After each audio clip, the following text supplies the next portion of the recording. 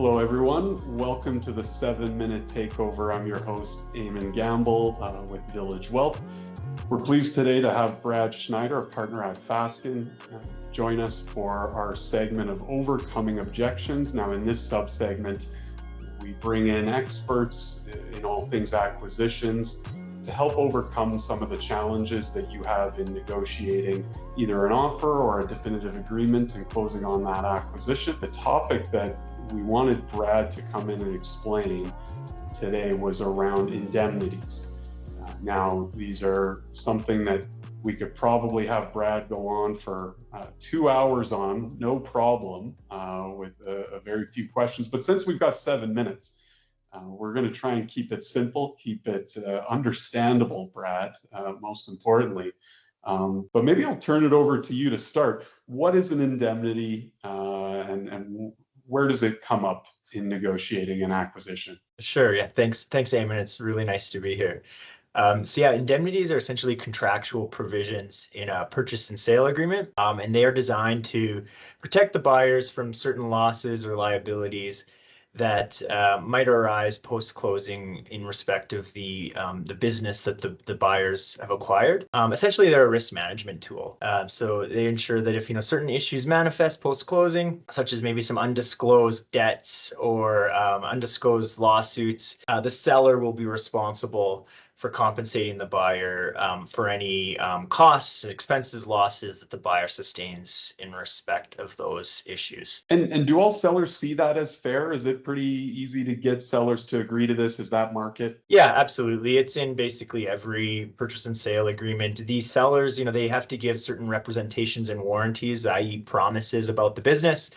And if any of those promises turn out to be untrue, it's pretty reasonable and fair that the seller has to then, be on the hook for any losses that the buyer incurs or sustains in respect of those sort of untrue representations and warranties. And, the devil's always in the details. And so when it comes to indemnities, what are the most important terms that help protect buyers in these situations? Yeah, I think there's sort of 4 key terms when we're sort of drafting and negotiating an indemnity. The first would be sort of the scope of the indemnification provisions in the agreement. So, at a base level, you're going to have indemnification for any breaches of reps and warranties, as I sort of mentioned before. But there's also, if in your due diligence investigations you uncover some other issues with the business that that causes you some pause or hesitation, you could negotiate indemnifications with respect to those issues as well. So, the classic example is if, you've uncovered some lawsuits that, the company's being sued for something that happened, pre-closing. It's very common as a buyer to require the sellers to indemnify you if you lose that lawsuit, and typically it could be a year or 2 years out. But if you sustain any loss or damages with respect to that particular lawsuit, well, the seller should be on the hook because it was in relation to some actions that the sellers had undertaken, before you bought the business. Next would be survival periods. Essentially, how long do these indemnification obligations last for the seller? For general breaches of reps and warranties, the sort of market is around 18 to 24 months. Sometimes you'll see a little less, sometimes you'll see a bit more. And then longer periods for certain indemnification obligations related to taxes, for example, they usually survive a bit longer, and potentially other issues that are negotiated on a case-by-case basis.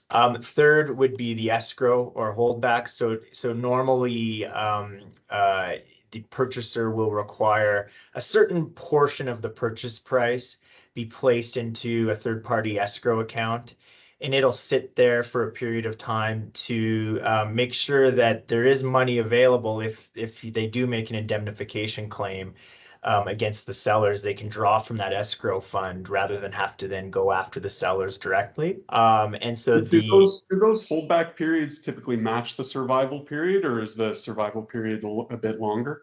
It's you sort of see it. As a purchaser, from a purchaser's perspective, you want it to match the survival period. Mm. From a vendor's perspective, you want to get that escrow out as quickly as you can. So it's a negotiating point, but I think it's pretty common to match the survival period, and not an unreasonable request from a purchaser to sort of Seems ask like for that. And then the last is sort of the cap in the basket.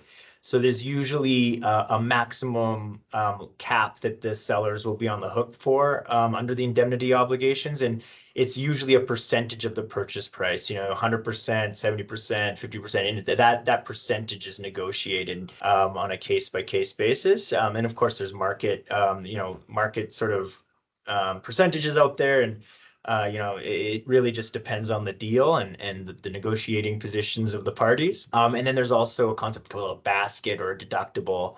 So it's sort of like, what is the minimum dollar amount that the claim needs to be before the purchaser can sort of make an indemnification claim. So, it's basically designed to protect the sellers from nuisance claims, $1,000 here, $1,000 there. No, it has to be something material. And again, it's usually designed or drafted as a percentage of the purchase price. And what that percentage is a negotiated percentage as well. Have you seen these indemnities come to life? Any stories of somebody being protected by one of these? Oh yeah, absolutely. We without sort of disclosing too much client confidentiality and all, but we represented a manufacturing company, or a purchaser of a manufacturing company, and they found out post closing that there was some environmental law violations that were not disclosed to them, and so they had to pay some fines to the regulators, and thankfully the purchase and sale agreement was drafted in such a way that permitted them to bring an indemnification claim against the sellers, so they were made whole and the sellers had to pay the fines. Well, that sounded sufficiently vague for me. I think you're safe. Any final wrap-up points or points of advice you'd give a buyer to watch out for? Yeah, for sure. I think, a couple. First and foremost, do your due diligence. Really, thorough diligence is indispensable in transactions, because it allows you to identify potential liabilities early on, and then you can negotiate the appropriate indemnities proactively. The other thing is, engage legal counsel that is experienced in M&A and that has, that can tell you, okay, well, this is what, this is the market standard for percentages for what you're asking for, and how to draft those things, because it's no deal is ever the exact same as any other deal. So it does require you can't just pull an agreement from the shelf, and it does require some unique draft or, bespoke drafting. And so having experienced counsel sort of guide you and advise you can be indispensable in a transaction. And even in putting together a podcast to talk about these things, proper advice required. So thanks, Brad, for coming on. It's been a pleasure having you. And that is it for today's 7-minute takeover. See you next time, everyone.